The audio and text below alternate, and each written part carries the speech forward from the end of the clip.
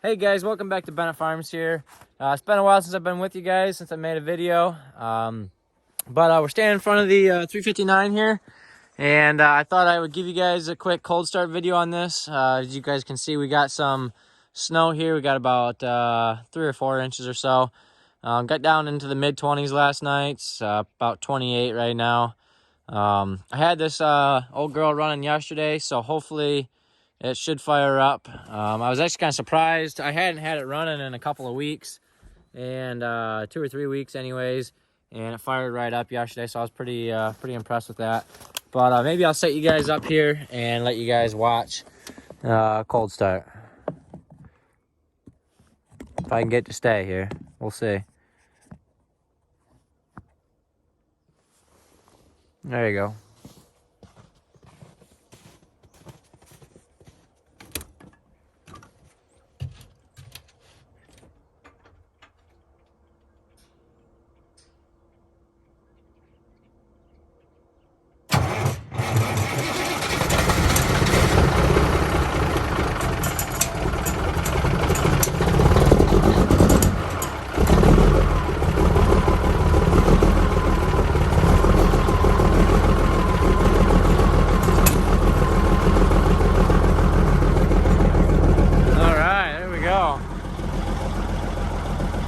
Smokes a little bit when you first fire her up, but she clears up after she warms up and fires on all cylinders.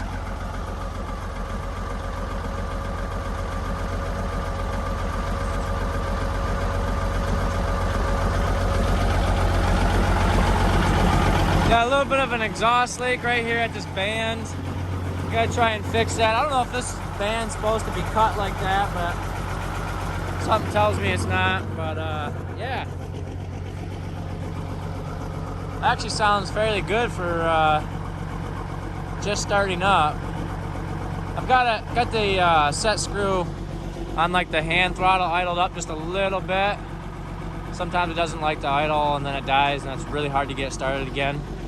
But traders are doing really good. I don't know if I've showed these a whole lot. I need to do a few touch-up things on it, like down here.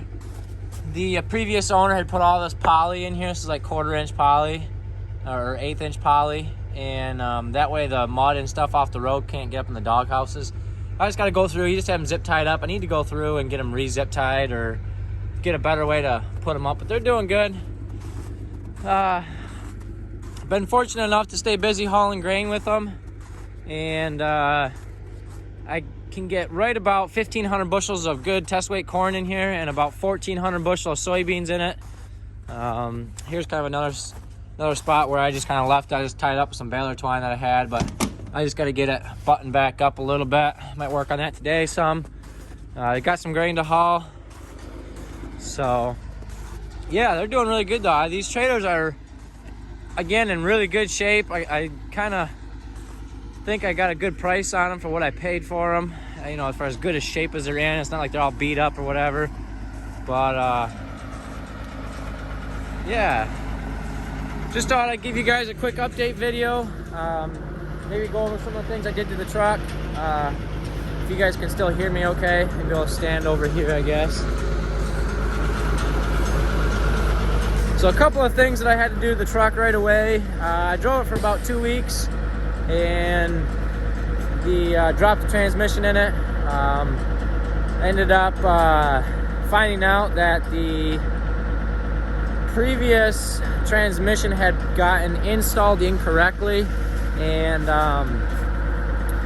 was basically aired up as an 18-speed transmission. What was in there was a 13, and so even though it was in low gear, or even the splitter, it's either the splitter or even the high and the low, I'm not sure, I think it was a splitter though on it, was actually engaged the whole time.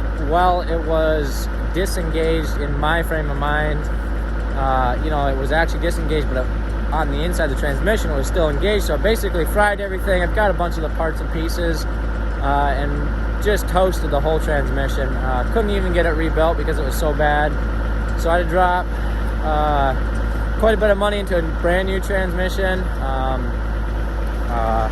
And then as I told him to go through the truck and make sure everything was good and if you've seen anything that was questionable, to replace it, because I need to keep the truck on the road. And so he checked all that out. He found that the rear motor mounts were actually bad, and the bolts that were in it, the nuts were about ready to fall off. They weren't even tight. So he went through, put new rear motor mounts in it, brand new bolts and nuts from Peterbilt. A couple of the other things we did also was a reman flywheel, because the other one had some wear to it, I guess. Put a brand new clutch in it, because that was shot as well. What else did we do? New driveline. I shouldn't say new driveline, but new driveline bearings twice. Or, well, I say twice. I think just once. I ended up hauling some grain for a guy and had a really hard pull coming up out of a field, and I basically had to was driving up, and I had to make a 90-degree turn going up the hill, and went to drop it from fourth down into second or first, or even low, and ended up snapping the differential drive line there clean off into the power divider transfer case here, whatever you want to call that.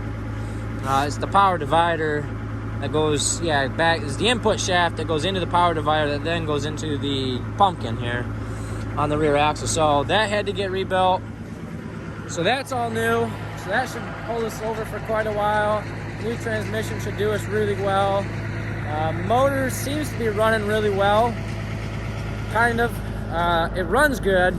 I'm just lacking power. I'm lacking a lot of power. With these trailers, hauling about 130,000 pounds is about the most I can get in them. And like I said, that's with good test weight corn. Is like still like, I mean, chuck them right full. If I shoved everything right in the nooks and corners, I can only get about 130,000 pounds out of these trailers, and this truck will barely pull it. I can get up to speed about 55, 60, but it's a struggle to stay at 60 miles an hour. And especially going down highways and stuff like that, I can barely do 65 unless I'm going down a real steep hill.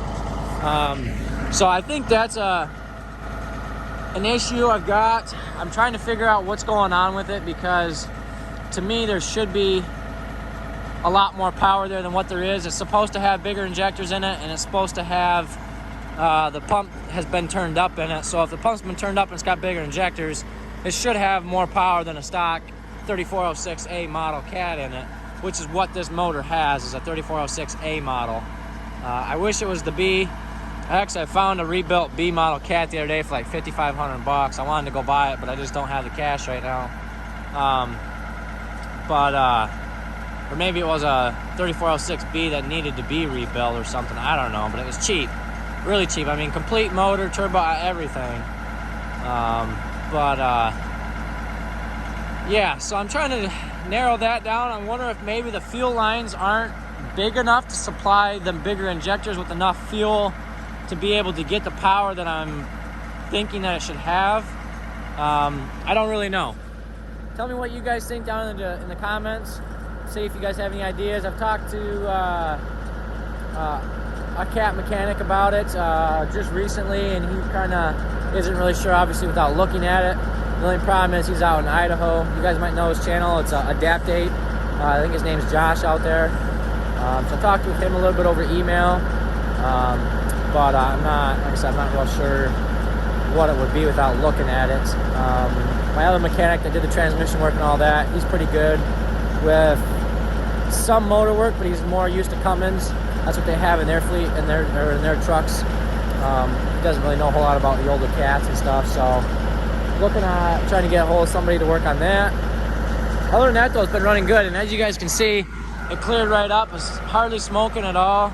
It's got just a little bit of a blue haze. I think you guys can kind of see it there.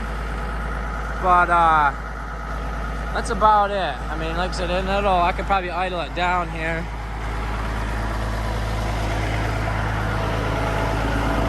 Now that I got it warm. But yeah, I mean, oil pressure is good, and those are some of the things he asked me was, what's the your exhaust temperature? Usually loaded runs anywhere from 600 to 900. The oil pressure is usually around 60. When I get it warm, like good and hot, it'll drop down to about 50, I believe. 50, 55, somewhere in there. The engine oil temperature usually only ever runs about 150. I don't think it goes much over that. Water temperature only gets up to about 150 as well, which he thought might be a little low. But I should also say, in the summertime when it was hot out, it would get up to about 200 and stay right there and stay between like 180 and 200, which I think is about right. Don't quote me on that.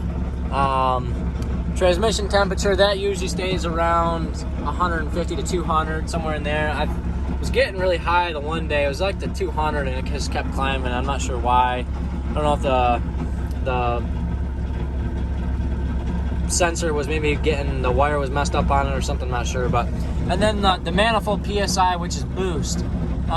He asked me how much boost I was making, and to be honest with you, it won't make over 30 pounds. I know that for a fact.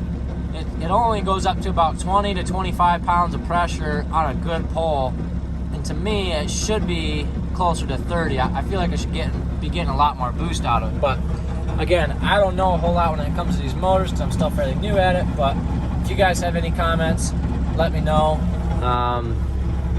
Just like I wanted to start this up, give you guys a quick video. She's warm now, so I'm just gonna shut her down. I gotta come back and work on her later, so. But yeah, so thanks for watching today, guys. Appreciate it. Stay tuned. We're gonna try and get some more videos out here, hopefully soon. And we'll chat you guys later. Like I said, leave some comments down in the description below if you guys can think of anything to look at or be looking for on this. The motor is fairly clean. There's not a whole lot of oil leaks. I don't think there's any air leaks to really speak of, but I'm wondering if that isn't my issue. If I have a couple of real small, minute air leaks somewhere that's allowing air to get in and not enough pressure to be built, I'm not sure. I did change the oil in this once since I've had this truck, and I sent that oil in for an oil sample, and everything came back clean as far as I know. There wasn't anything major on the report that I thought was outstanding. So yeah, go ahead, leave a like and hit the subscribe button down below, and stay tuned for more videos on the 359P. Thanks, guys.